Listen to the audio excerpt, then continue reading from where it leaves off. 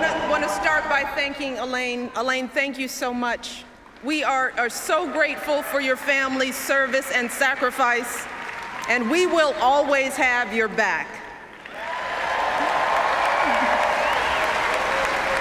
Over the past few years as First Lady, I have had the extraordinary privilege of traveling all across this country, and everywhere I've gone and the people I've met and the stories I've heard, I have seen the very best of the American spirit.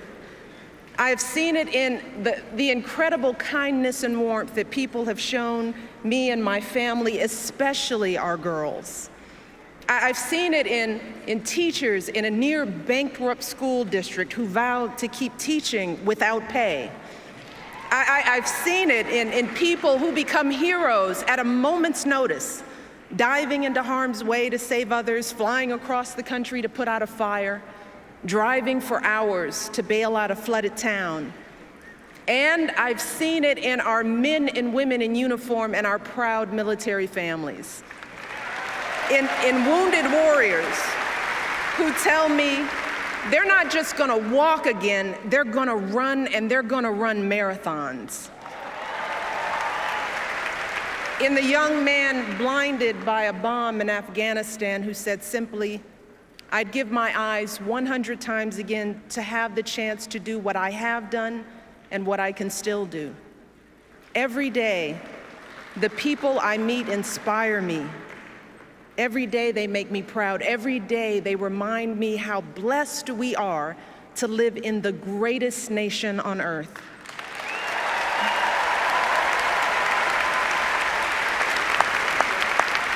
Serving as your First Lady is an honor and a privilege. But back when we first came together 4 years ago, I still had some concerns about this journey we'd begun. While I believed deeply in my husband's vision for this country, and I was certain he would make an extraordinary president, like any mother, I was worried about what it would mean for our girls if he got that chance. Now, how would we keep them grounded under the glare of the national spotlight? How would they feel being uprooted from their school, their friends, and the only home they'd ever known? See, our life before moving to Washington was filled with simple joys. Saturdays at soccer games, Sundays at grandma's house, and a date night for Barack and me was either dinner or movie, because as an exhausted mom, I couldn't stay awake for both. And the truth is, I loved the life we had built for our girls, and I deeply loved the man I had built that life with, and I didn't want that to change if he became president. I loved Barack just the way he was. You see, even back then, when Barack was a senator and a presidential candidate, to me, he was still the guy who picked me up for our dates in a car that was so rusted out, I could actually see the pavement going by in a hole in the passenger side door. He was the guy whose proudest possession was a coffee table he'd found in a dumpster, and whose only pair of decent shoes was a half size too small. But see, when Barack started telling me about his family, see, now that's when I knew I had found a kindred spirit, someone whose values and upbringing were so much like mine. You see, Barack and I were both raised by families who didn't have much in the way of money or material possessions, but who had given us something far more valuable: their unconditional love, their unflinching sacrifice, and the chance to go places they had never imagined for themselves. My father was a pump operator at the city water plant, and he was diagnosed with multiple sclerosis when my brother and I were young. And even as a kid, I knew there were plenty of days when he was in pain. And I knew there were plenty of mornings when it was a struggle for him to simply get out of bed. But every morning, I watched my father wake up with a smile, grab his walker, prop himself up against the bathroom sink, and slowly shave and button his uniform. And when he returned home after a long day's work, my brother and I would stand at the top of the stairs of our little apartment, patiently waiting to greet him, watching as he reached down to lift one leg and then the other to slowly climb his way into our arms. But despite these challenges, my dad hardly ever missed a day of work. He and my mom were determined to give me and my brother the kind of education they could only dream of. And when my brother and I finally made it to college, nearly all of our tuition came from student loans and grants, but my dad still had to pay a tiny portion of that tuition himself. And every semester, he was determined to pay that bill right on time, even taking out loans when he fell short. He was so proud to be sending his kids to college, and he made sure we never missed a registration deadline because his check was late. You see, for my dad, that's what it meant to be a man. Like so many of us. That was the measure of his success in life, being able to earn a decent living that allowed him to support his family. And as I got to know Barack, I realized that even though he had grown up all the way across the country, he'd been brought up just like me. Barack was raised by a single mom who struggled to pay the bills and by grandparents who stepped in when she needed help. Barack's grandmother started out as a secretary at a community bank, and she moved quickly up the ranks, but like so many women, she hit a glass ceiling. And for years, men no more qualified than she was, men she had actually trained, were promoted up the ladder ahead of her, earning more and more money while Barack's family continued to scrape by. But day after day, she kept on waking up at dawn to catch the bus, arriving at work before anyone else, giving her best without complaint or regret. And she would often tell Barack, "So long as you kids do well, Bear, that's all that really matters." Like so many American families, our families weren't asking for much. They didn't begrudge anyone else's success or care that others had much more than they did. In fact, they admired it. They simply believed in that fundamental American promise that even if you don't start out with much, if you work hard and do what you're supposed to do, you should be able to build a decent life for yourself and an even better life for your kids and grandkids. That's how they raised us. That's what we learned from their example. We learned about dignity and decency, that how hard you work matters more than how much you make, that helping others means more than just getting ahead yourself. We learned about honesty and integrity, that the truth matters, that you don't take shortcuts or play by your own set of rules. And success doesn't count unless you earn it fair and square. We learned about gratitude and humility, that so many people had a hand in our success, from the teachers who inspired us to the janitors who kept our school clean. And we were taught to value everyone's contribution and treat everyone with respect. Those are the values that Barack and I and so many of you are trying to pass on to our own children. That's who we are. And standing before you 4 years ago, I knew that I didn't want any of that to change if Barack became president. Well, today, after so many struggles and triumphs and moments that have tested my husband in ways I never could have imagined, I have seen firsthand that being president doesn't change who you are. No, it reveals who you are.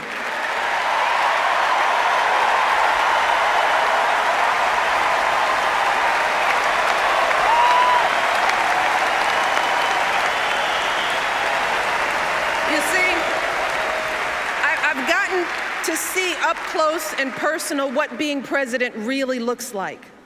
And I've seen how the issues that come across a president's desk are always the hard ones. You know, the problems where no amount of data or numbers will get you to the right answer. The judgment calls where the stakes are so high and there is no margin for error. And as president, you're going to get all kinds of advice from all kinds of people. But at the end of the day, when it comes time to make that decision as president, all you have to guide you are your values and your vision and the life experiences that make you who you are.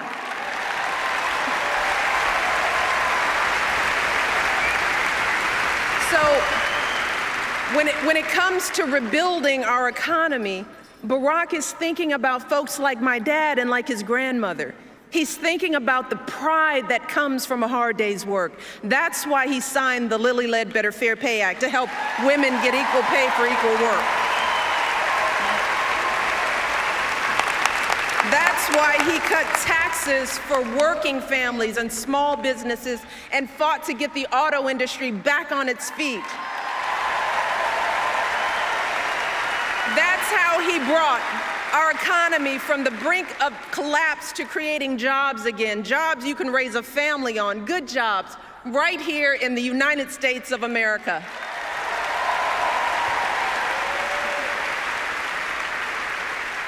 When it comes to the health of our families, Barack refused to listen to all those folks who told him to leave health reform for another day, another president. He didn't care whether it was the easy thing to do politically. No, that's not how he was raised. He cared that it was the right thing to do.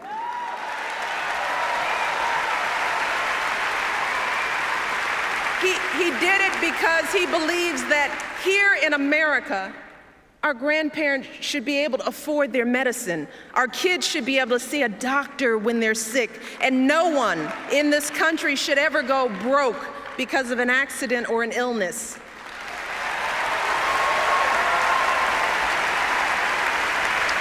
And he believes that women are more than capable of making our own choices about our bodies and our health care. That's what my husband stands for.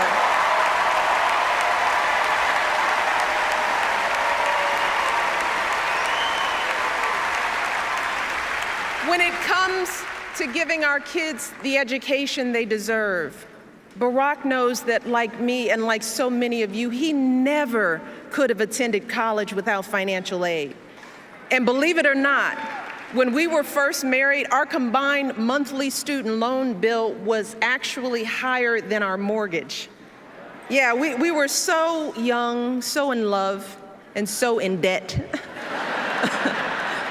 And that's why Barack has fought so hard to increase student aid and keep interest rates down, because he wants every young person to fulfill their promise and be able to attend college without a mountain of debt.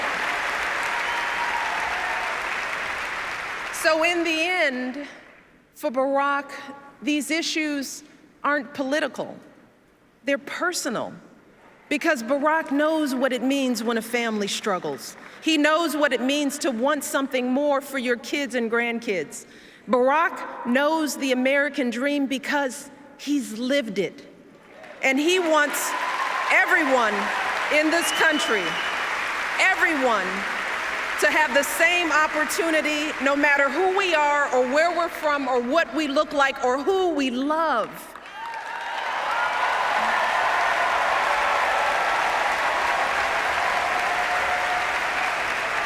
And he believes that when you've worked hard and done well and walked through that doorway of opportunity, you do not slam it shut behind you. No, you reach back and you give other folks the same chances that help you succeed.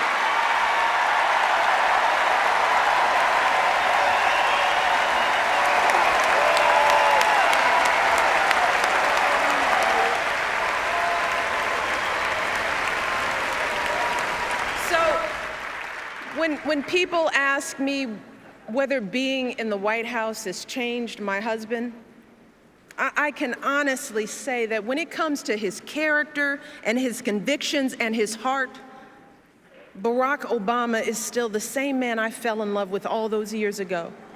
Yeah. He's the same man who started his career by turning down high-paying jobs and instead working in struggling neighborhoods where a steel plant had shut down, fighting to rebuild those communities and get folks back to work. Because for Barack, success isn't about how much money you make, it's about the difference you make in people's lives.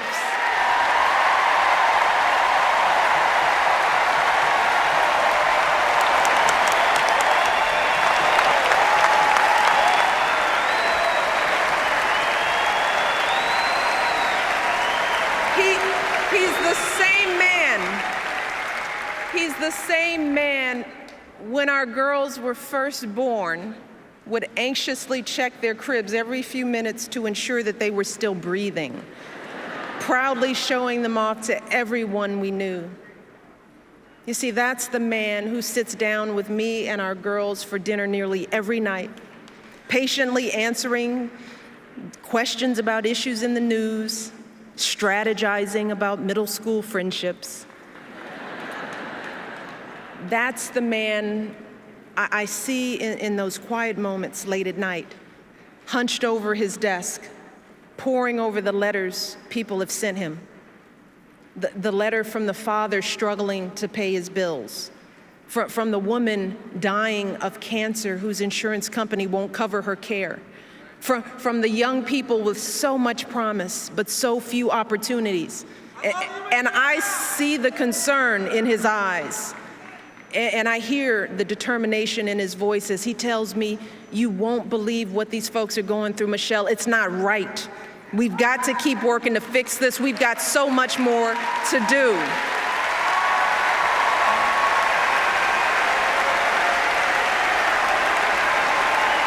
I see how those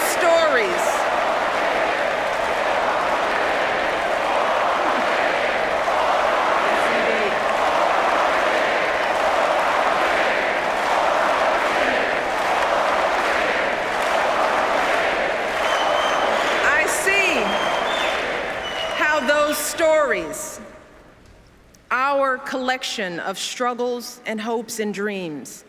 I see how that's what drives Barack Obama every single day. And I didn't think that it was possible, but let me tell you, today, I love my husband even more than I did 4 years ago, even more than I did 23 years ago when we first met. Let me tell you why. See, I love that he has never forgotten how he started. I love that we can trust Barack to do what he says he's going to do, even when it's hard, especially when it's hard.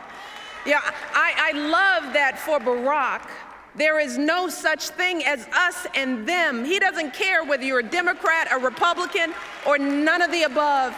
He knows that we all love our country, and he is always ready to listen to good ideas. He's always looking for the very best in everyone he meets.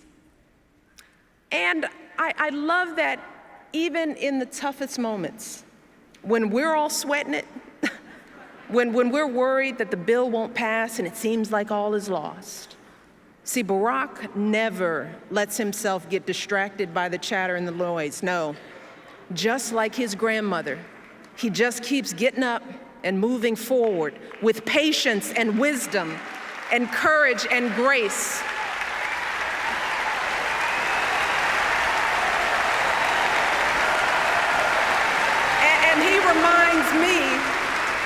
He reminds me that we are playing a long game here, and that change is hard, and change is slow, and it never happens all at once, but eventually we get there.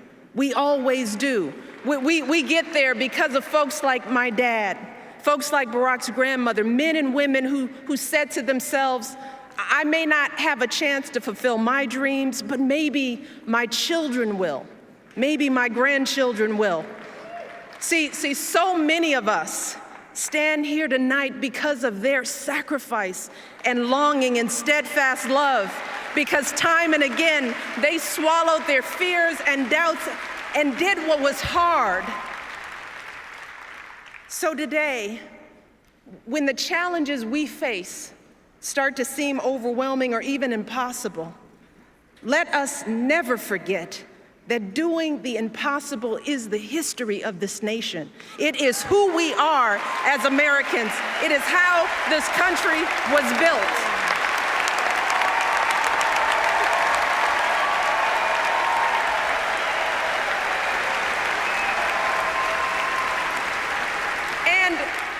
And if our parents and grandparents could toil and struggle for us, if they could raise beams of steel to the sky, send a man to the moon, connect the world with the touch of a button, then surely we can keep on sacrificing and building for our own kids and grandkids, right?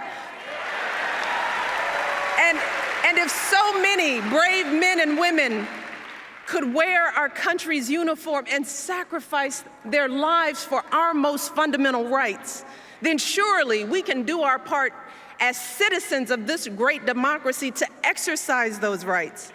Surely we can get to the polls on Election Day and make our voices heard.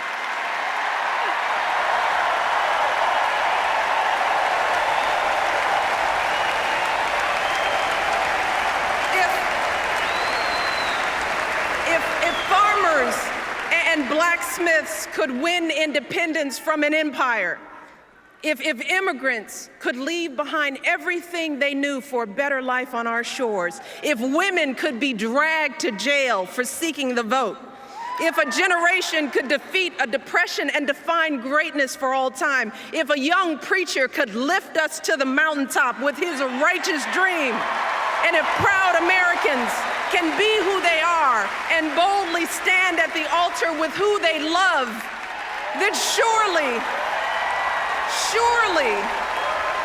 we can give everyone in this country a fair chance at that great American dream.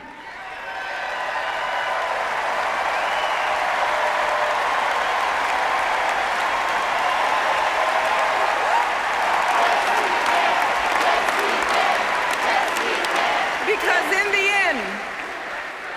the end, more than anything else, that is the story of this country.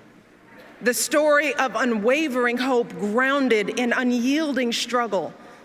That is what has made my story and Barack's story and so many other American stories possible.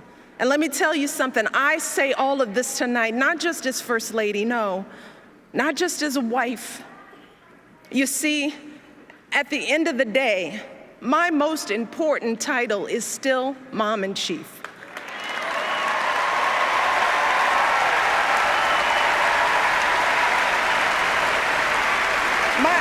My daughters are still the heart of my heart and the center of my world. But let me tell you, today I have none of those worries from 4 years ago, no. Not about whether Barack and I were doing what was best for our girls. Because today, I know from experience that if I truly want to leave a better world for my daughters and for all of our sons and daughters, if we want to give all of our children a foundation for their dreams and opportunities worthy of their promise, if we want to give them that sense of limitless possibility, that belief that here in America, there is always something better out there if you're willing to work for it, then we must work like never before. And we must once again come together and stand together for the man we can trust to keep moving this great country forward. My husband, our president, Barack Obama.